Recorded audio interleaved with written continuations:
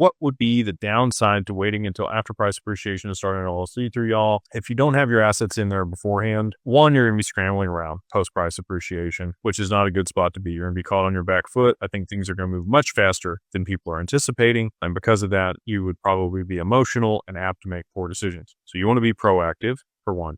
Two, seasoning in bank accounts. And it's a business bank account versus a personal bank account. Let's say you liquidate 7 figures in crypto and you're excited. You're going to send it to your bank account and then they flag it and they freeze it. You don't get access to it. And now you've got to hire an attorney with what money? Which you don't have the money for the attorney to be able to hire to, send the letter to the bank and let them know you're going to sue them to make sure that your account gets unlocked. It's not a good position to be in. If you've had a bank account for 3 to 6 months associated with your LLC, you're going to be much less likely to get flagged or frozen when you send large amounts of money there.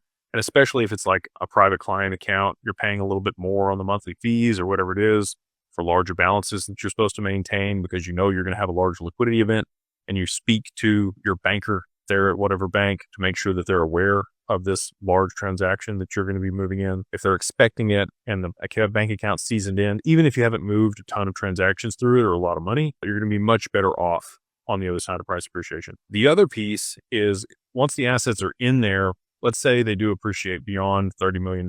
You're not going to have to worry about the taxes, even if you waited. If you do it the right way, moving the assets in there aren't a problem. But if you wanted to gift them out of the LLC into a trust, you're going to want to gift small portions of equity of that LLC and get a 409A valuation done on it. That's going to squeeze the value of the assets down so you can gift more out of your taxable estate. Most people are going to have a trust and an LLC outside the trust and keep a portion of their assets in the LLC outside of the trust to tax arbitrage the trust. And the way that works is any revenue that's more than $15,000 inside of a trust, you tax at 37.5%, unless you're working with these crazy people that say they defer taxes in perpetuity or you're able to evade taxes with this type of trust. Don't trust those people. Those are scams most of the time. Anyway, so there's a lot of reasons that you would want to set up the LLC before price appreciation.